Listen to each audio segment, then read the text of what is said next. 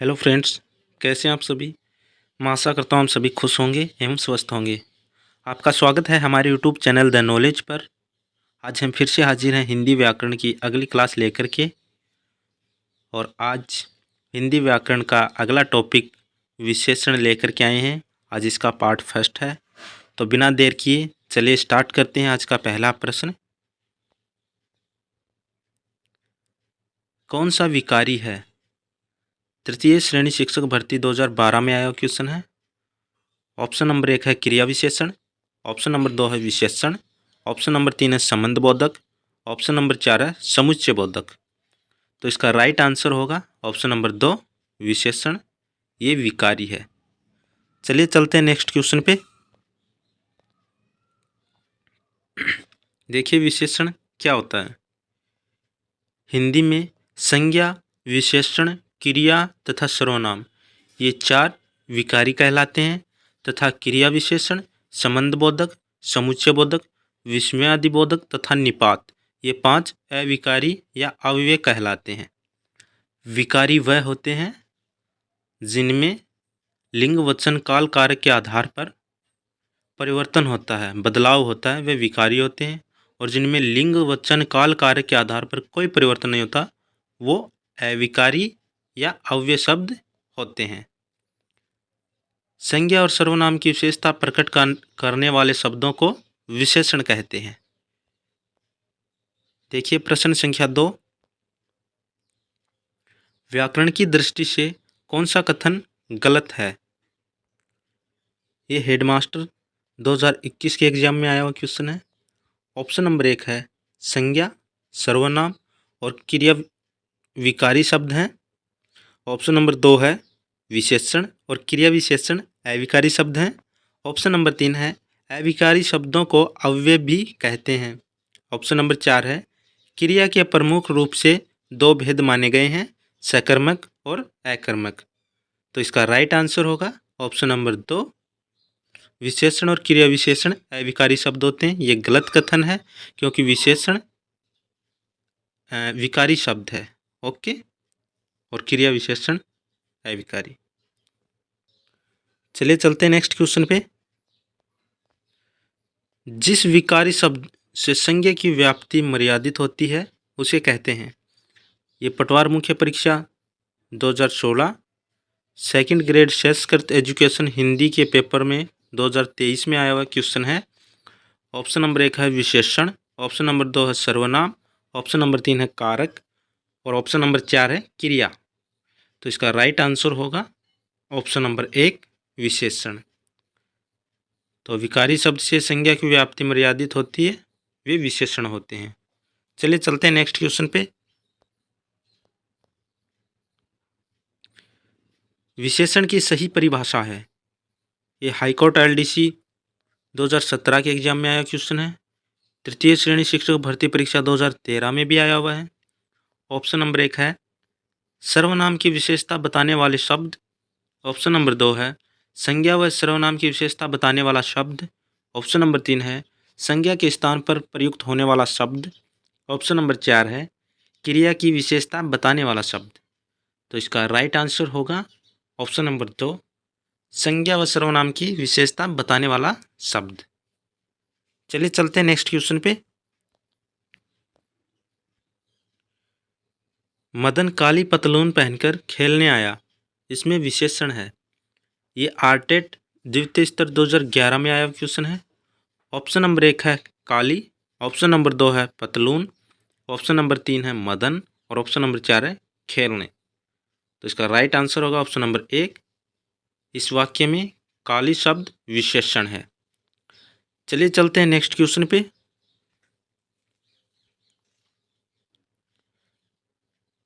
विशेषण और विशेष्य, जिस संज्ञा सर्वनाम शब्द की विशेषता प्रकट की जाती है उसे विशेष्य और जो विशेषता सूचक शब्द होता है उसे विशेषण कहते हैं।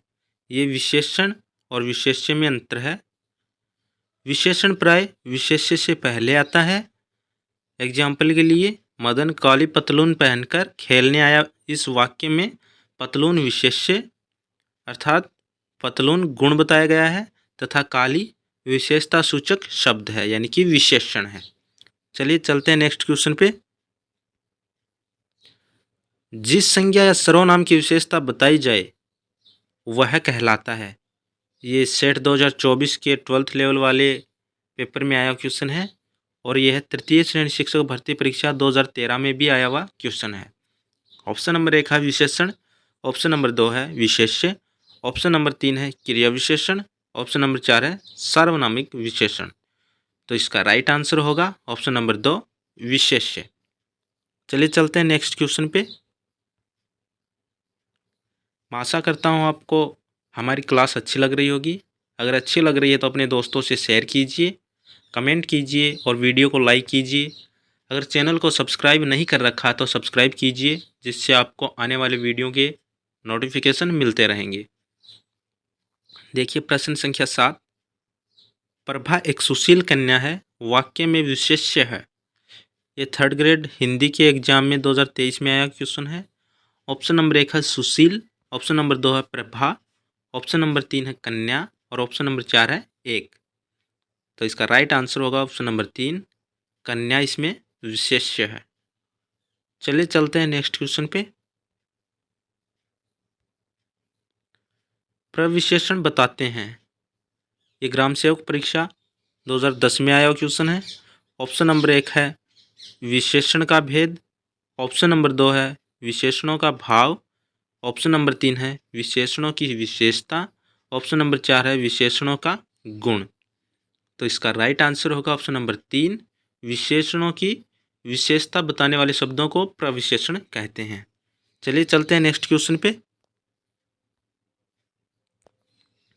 प्रविशेषण क्या होता है? देखिए, जो विशेषणों की विशेषता बतलाते हैं वे प्रविशेषण कहलाते हैं। जैसे मोहन बहुत सुंदर बालक है, यहाँ सुंदर विशेषण है तथा बहुत प्रविशेषण है। बहुत, अधिक, बड़े, अत्यंत, घोर आदि ये सभी प्रविशेषण शब्द हैं। चलिए चलते हैं नेक्स्ट क्वेश्चन पे। इनमें से किस विकल्प के सभी विशेषण संज्ञा से बने हैं? यानी कि जो भी विशेषण शब्द बना है वो संज्ञा से बना है। कौन से ऑप्शन में वो हमें बताना है। ये संरक्षण अधिकारी परीक्षा 2019 में आया क्वेश्चन है। ऑप्शन नंबर 1 है जहरीला कड़वा, ऑप्शन नंबर 2 है खानदानी सफ़ेद, ऑप्शन नंबर 3 है श्रद्धालु रंगीला, ऑप्शन नंबर 4 है पुराना भगोड़ा। तो इसका राइट आंसर होगा ऑप्शन नंबर 3 श्रद्धालु रंगीला। चलिए चलते हैं नेक्स्ट क्वेश्चन पे।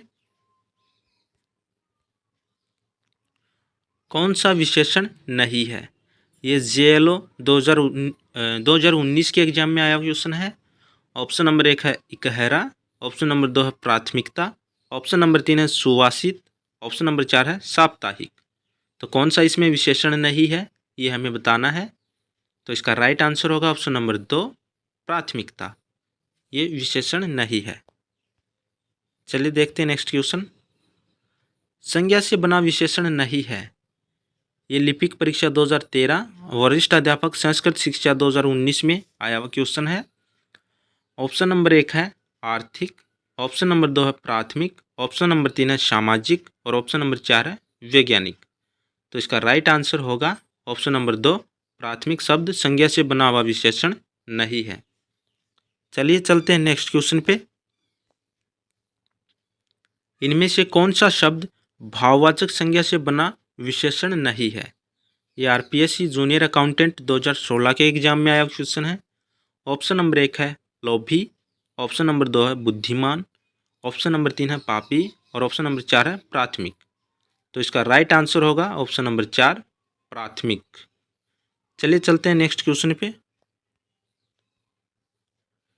इनमें कौन सा विशेषण नहीं है? यह वरिष्ठ अध्यापक संस्कृत शिक्षा 2019 में आया क्वेश्चन है।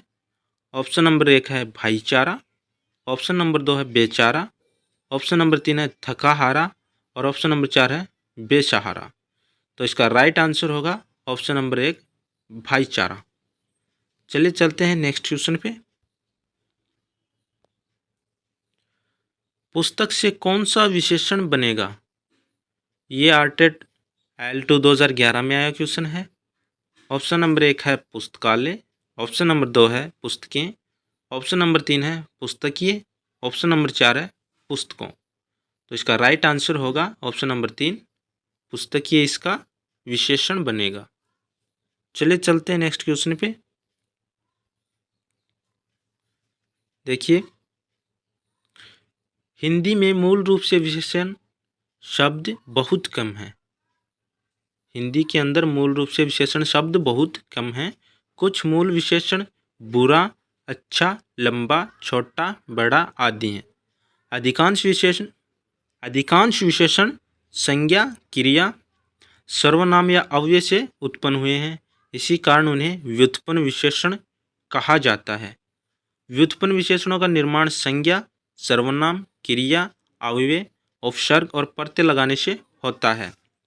अब देखिए, उपसर्ग के योग से व्युत्पन्न विशेषण श प्लस बल शबल, प्रत्यय के योग से व्युत्पन्न विशेषण इतिहास प्लस इक ऐतिहासिक, रंग प्लस इन रंगीन, और उपसर्ग और प्रत्यय दोनों के योग से व्युत्पन्न विशेषण न प्लस अस्ति प्लस क, तो ये बना नास्तिक। नास्तिक। देखिए प्रश्न संख्या 15, किसमें परिमाणवाचक विशेषण है? ये पटवार 2011 के एग्जाम में आया क्वेश्चन है। ऑप्शन 1 है सोहन 5 किलो दूध पी गया, ऑप्शन 2 है थोड़े बच्चे दिखाई दे रहे हैं, ऑप्शन नंबर 3 है रमन 5 केले खा गया, ऑप्शन 4 है आज मैंने अधिक अंगूर खा लिए। तो इसका राइट आंसर होगा ऑप्शन नंबर 1 सोहन 5 किलो दूध पी गया, इसमें परिमाणवाचक विशेषण है। चलिए चलते हैं नेक्स्ट क्वेश्चन पे। परिमाणवाचक विशेषण देख लेते हैं। जो शब्द किसी संज्ञा या सर्वनाम की निश्चित या अनिश्चित मात्रा, परिमाण, नापतोल का बोध कराते हैं उन्हें परिमाणवाचक विशेषण कहते हैं। एडजेक्टिव क्वांटिटी, जैसे पहलवान रोज 4 किलो दूध पीता है। यहाँ 4 किलो दूध का माप है, इसलिए ये परिमाणवाचक है। इन वस्तुओं को गिना नहीं जा सकता, इन्हें नापा या तोला जा सकता है। परिमाणवाचक विशेषण 2 प्रकार के होते हैं। पहला निश्चित परिमाणवाचक, दूसरा अनिश्चित परिमाणवाचक। निश्चित में जैसे ये शब्द हैं 5 किलो, 10 क्विंटल, 1 तोला, 10 मीटर। और अनिश्चित में ढेर सारा, बहुत सा, कई किलो, 50 मन, तनिक, थोड़ी, जरा सा, ये शब्द अनिश्चित हैं। तो ये अनिश्चित वाचक परिमाण में आएंगे। ओके, इसमें विशेष बात क्या है देखिए, परिमाणवाचक और संख्यावाचक विशेषण में अंतर। यदि विशेषण पदार्थ या संज्ञा, इनमें अंतर क्या है? यदि विशेष पदार्थ या संज्ञा गिनी जाने वाली वस्तु हो तो उसके साथ प्रयुक्त विशेषण संख्यावाचक माना जाता है, अन्यथा उसे परिमाणवाचक विशेषण माना जाता है। एग्जाम्पल से समझते हैं। सोहन 5 किलो दूध पी गया, इसमें 5 किलो परिमाण है तो ये परिमाणवाचक है। थोड़े बच्चे दिखाई दे रहे हैं, थोड़े बच्चे ये अनिश्चित है लेकिन है संख्या, इसलिए ये संख्यावाचक है। ओके, देखिए प्रश्न संख्या 16, किस विशेष्य के साथ परिमाणबोधक विशेषण प्रयुक्त हुआ है? ये JLO 2023 में आया क्वेश्चन है। ऑप्शन 1 है बहुत आदमी, ऑप्शन 2 है सब पेड़, ऑप्शन 3 है 2 शेर घी, ऑप्शन 4 है अनेक देश। तो इसमें परिमाणवाचक विशेषण कौन सा है? इसका राइट आंसर होगा ऑप्शन नंबर 3 2 शेर घी। इसमें परिमाण बताया गया है, नापतोल बताया गया है। ओके, चलिए चलते हैं नेक्स्ट क्वेश्चन पे। किसमें परिमाणवाचक विशेषण है? ये PSI 2011 में आया क्वेश्चन है। ऑप्शन नंबर 1 है खेल का मैदान लंबा है, ऑप्शन 2 है पंकज अच्छा गायक है, ऑप्शन 3 है मैं सफ़ेद कमीज नहीं पहनता, ऑप्शन 4 है इस बार बारिश में बहुत ओले गिरे। तो इसका राइट आंसर होगा ऑप्शन नंबर 4 इस बार बारिश में बहुत ओले गिरे। इसमें परिमाण है बहुत। ओके, तो ये इसका राइट आंसर होगा। चलिए चलते हैं नेक्स्ट क्वेश्चन पे। खीर तैयार करने में आधा किलोग्राम दूध लग गया। इस वाक्य में किस विशेषण का प्रयोग किया गया है? ये सेट ग्रेजुएशन के पेपर में 2024 में आया क्वेश्चन है। ऑप्शन नंबर 1 है गुणवाचक विशेषण, ऑप्शन नंबर 2 है संख्यावाचक विशेषण, ऑप्शन नंबर 3 है प्रमाणबोधक विशेषण और ऑप्शन नंबर 4 है सार्वनामिक विशेषण।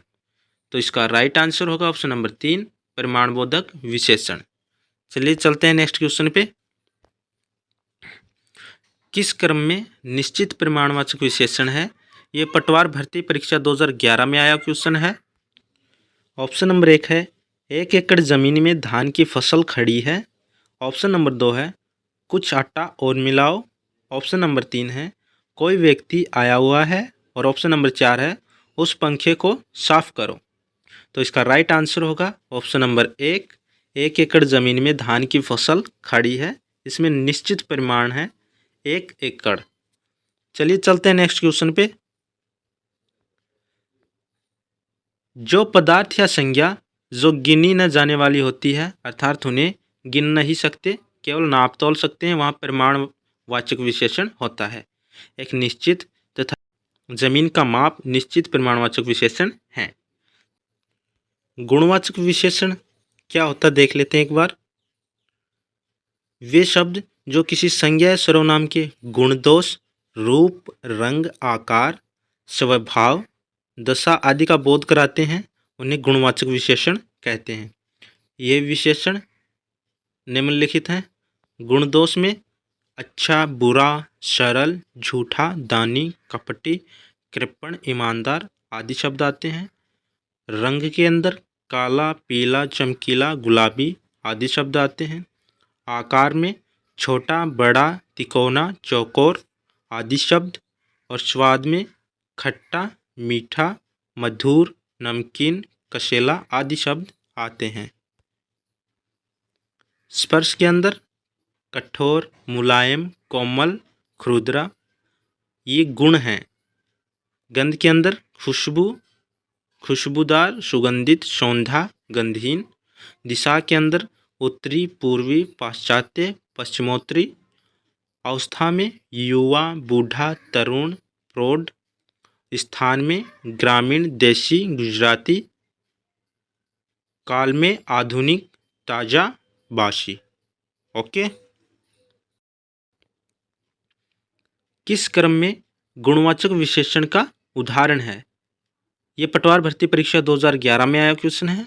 ऑप्शन नंबर 1 है बच्चों की त्वचा मुलायम होती है, ऑप्शन नंबर 2 है उसने 5 मीटर कपड़ा खरीदा, ऑप्शन नंबर 3 है उसके पास 4 पुस्तकें हैं, ऑप्शन नंबर 4 है उस वृक्ष को मत काटो। तो इसका राइट आंसर होगा ऑप्शन नंबर 1 बच्चों की त्वचा मुलायम होती है। इसमें गुणवाचक विशेषण है मुलायम। तो ये थे आज के हमारे विशेषण के पिछले एग्जाम्स में आए हुए क्वेश्चंस। मैं आशा करता हूँ आप सभी को अच्छे लगे होंगे। अगर आपको इसकी PDF चाहिए तो आप हमारे टेलीग्राम चैनल से ले सकते हैं। उसका लिंक हम वीडियो को डिस्क्रिप्शन में डाल देंगे। तो मिलते हैं नेक्स्ट क्लास में, तब तक के लिए अपना ख्याल रखिएगा। शुक्रिया, धन्यवाद।